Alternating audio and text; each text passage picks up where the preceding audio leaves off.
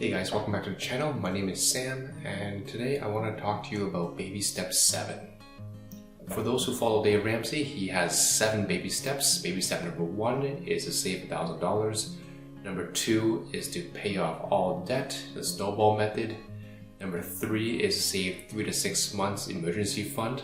Number 4 is to invest 15% into your retirement. Number 5 is to pay down the house, or if you have kids, then save for the college fund. And then step 6 is to pay down the house early, and step 7 is to build wealth and give.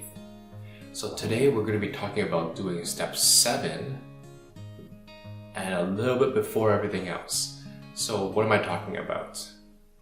So first of all, you don't want to give money when you're still on step number maybe 1 or 2 or 3. So what can you do to be able to give? As for myself, I started giving blood last year. There was a couple of reasons why I did it. So number 1, giving blood can save a life. Number 2, if you don't notice about me, I'm actually really afraid of needles. So it's something I want to overcome my fear about. And number 3, it was during COVID, and I want to do something to help out the front line, help out the community, help out just in general, help people in need. So just last Friday, I actually gave blood again. I'll just show you. You can see just right there. The marks are gone now, but this is my right arm.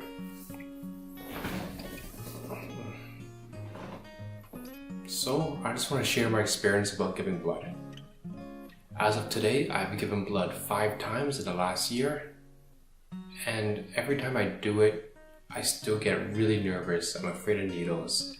I hate the feeling. It hurts. It hurts before, it hurts after. It takes a couple of days for you to heal from it, and you're just kind of out of commission for a few days.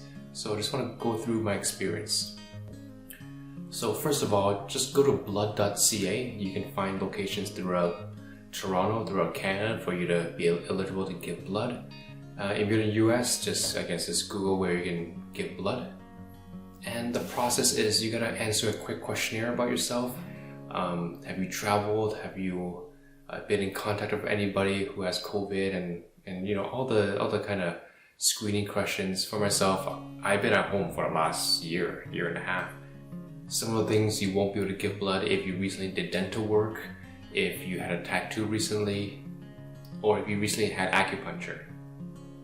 So yeah, but it's all in the questionnaire. So after the questionnaire, it takes about 5-10 minutes. Then they ask you a few more questions just to verify yourself. They also check your arms to make sure that your arms are okay. You haven't been maybe taking drugs and taking heroin. And just making sure that your elbows, you don't have any skin damage. The next thing they do is that they prick your finger, they measure your hemoglobin. I'm not sure if I pronounced that right, but your hemoglobin. This is something that measures kind of your iron level. For myself, I have a little bit of on the lower side of the iron level. The cutoff that they have for guys is 130.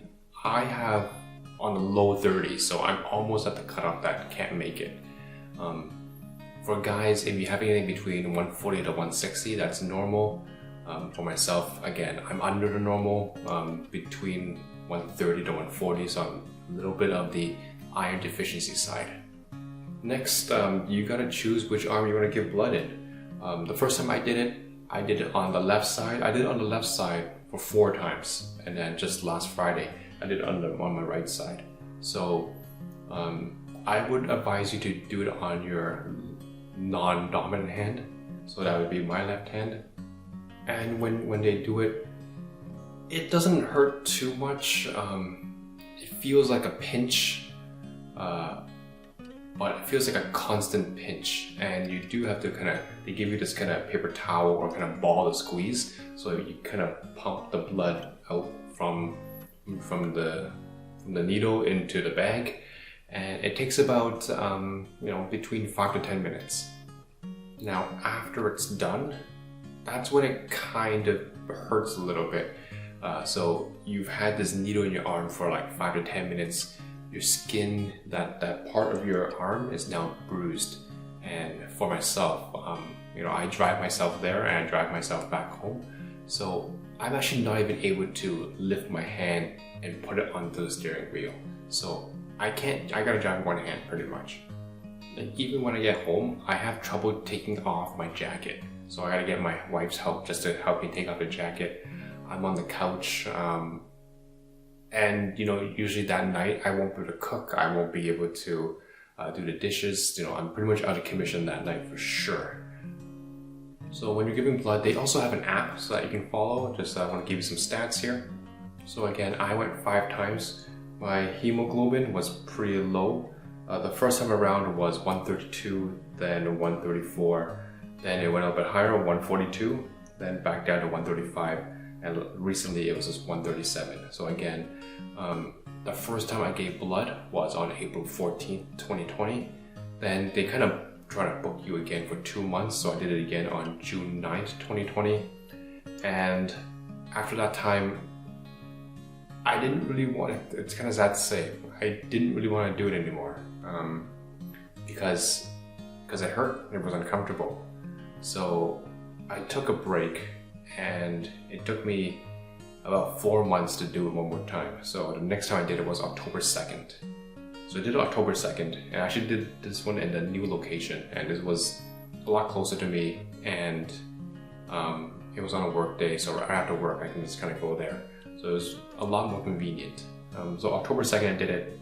2 months later, I guess they booked you again. On December 4th, I did it again. And just recently, February 5th, I did it one more time. They also showed you lead time stats. So the first time, it took me 9 minutes. The second time, 10 minutes. Then 6 minutes, 8 minutes. And the last recent time was 9 minutes. So again, you're there about between 5 to 10 minutes. And again, all the nurses are really nice. They're really appreciative that you're giving blood, you're trying to save a life. So all in all, I encourage everybody who's eligible to do it just because you're helping someone out. And I know Dave Ramsey says, step 7 is to give, but I encourage everybody to give what you can when you can. And if you can't give anything monetary, that's fine. You can give what you have. For me, I'm giving blood. I also try to give my time when that's possible. So during the pandemic, I was grocery shopping for healthcare workers. So that's something I did as well. I encourage you guys to, now that you guys have so much free time, to use your time wisely. Whether it's to connect with someone or whatever it may be, just don't waste your time.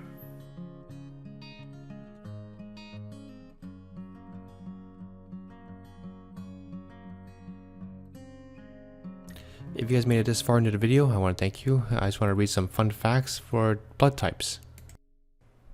So for myself, I'm O positive. This is the most common blood type in Canada. 39% of people have this blood type. A negative is one of the more rarer blood types. Only 6% of Canadians have this blood type.